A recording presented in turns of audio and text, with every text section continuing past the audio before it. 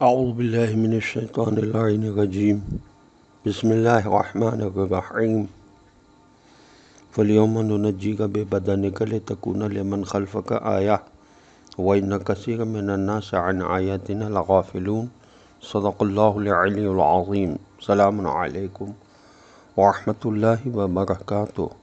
اللہ تبارک و تعالیٰ کا شکر ہے کہ سورہ مبارکہ یونس کی آیت نمبر 92 کی تلاوت کا شرف میں نے حاصل کیا، جس کا ترجمہ یہ ہے کہ اب تو ہم صرف تیری لاش ہی کو بچا کر رکھیں گے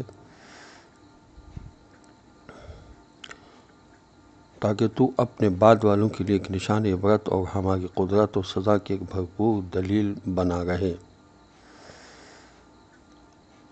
اور فالیوم پس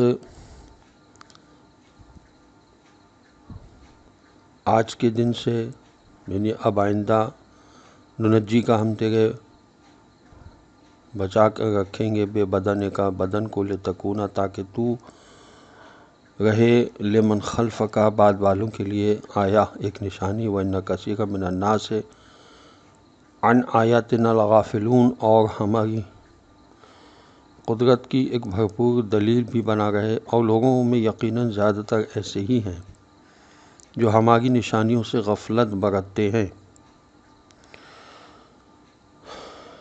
فرعون کی لاش آج تک قاہرہ کے عجائب گھر میں موجود ہے۔ یہ تفسیر فصل الخطاب میں علامہ علی نقی صاحب نے لکھا کہ سن 1907 میں سر گرافٹن ایسٹ اسمتھ نے اس کی ممی پر سے جب پٹیاں کھولی تھیں تو اس کی لاش پر نمک کی ایک تہ جمی ہوئی تھی جو اس کے غرق ہونے کا ثبوت ہے۔ یہ تفہیم القرآن میں لکھا ہے علامہ مودودی صاحب نے، اور تفسیر فصل الخطاب میں علامہ نقی صاحب نے لکھا کہ اس کا ذکر پچھلی آسمانی کتابوں میں نہیں ہے، یہ بھی قرآن کا معجزہ ہے۔ فرعون بائبل اور قرآن کے اعتبار سے غرق ہوا تھا۔ انسان کو چاہیے کہ اپنی آنکھوں سے غفلت کے پردوں کو ہٹائے اور خداوند تعالیٰ نے جو اس کو شعور عطا فرمایا ہے اس میں اضافہ کرے۔ حضرت موسیٰ ابن عمران علیہ السلام نے خداوند کریم سے سوال کیا ہے، پروردگار اپنے بندوں میں سے تجھے سب سے زیادہ کس سے نفرت ہے؟ جواب میں ارشاد ہوا جو رات کو سڑی ہوئی مردہ لاش اور دن کو بیکار ہو۔ جنت میں جانے کا واحد اور منفرد راستہ عمل یہی ہے۔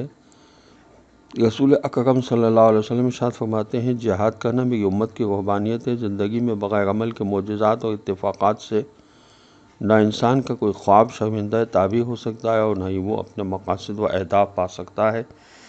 اسی لیے کفار کی نسبت اللہ پر ایمان رکھنے والے افراد عمل کی اہمیت سے زیادہ آگاہ ہوتے ہیں۔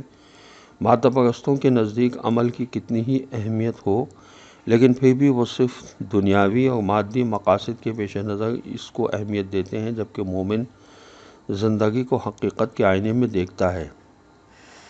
جیسا کہ سورہ آل عمران کی آیت نمبر 191 میں اللہ تبارک و تعالیٰ ارشاد فرما رہا ہے۔ سورہ آل عمران قرآن مجید کا تیسرا سورہ ہے۔ وَيَتَفَكَّرُونَ فِي خَلْقِ السَّمَاوَاتِ وَالْأَرْضِ رَبَّنَا مَا خَلَقْتَ هَٰذَا بَاطِلًا سُبْحَانَكَ فَقِنَا عَذَابَ النَّارِ۔ وہ لوگ جو آسمانوں و زمین کی خلقت پر تفکر کرتے ہیں، غور و فکر کرتے ہیں اور کہتے ہیں پالنے والے یہ کائنات تو نے باطل بیکار پیدا نہیں کی، تو پاکیزہ و منزہ ہے، پس ہمیں جہنم کی آگ سے بچا لے۔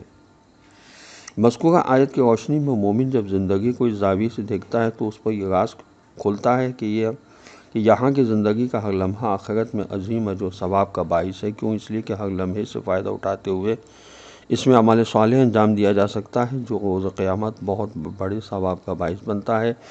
نیز مومن کو معلوم ہوتا ہے کہ اسے دوسری زندگی پانے کے لیے کیسا کردار ادا کرنا چاہیے۔